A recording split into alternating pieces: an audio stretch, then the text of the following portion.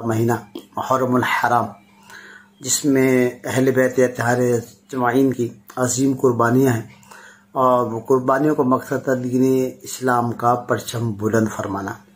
اس کے ساتھ ہی یکم محرم الحرام کی بہت ساری برکتیں ہیں۔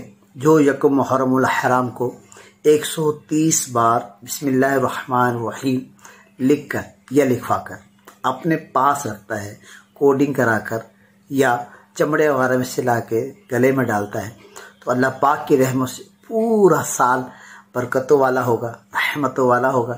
اللہ پاک کی رحمت سے، بسم اللہ الرحمن الرحیم کی برکت سے اللہ پاک اس کی تکلیفوں کو، اس کی پریشانیوں کو دور فرمائے گا۔ تو تمام عاشقان رسول سے عرض ہے کہ 130 بار بسم اللہ الرحمن الرحیم لکھ کر یا لکھوا کر اپنے پاس رکھیے۔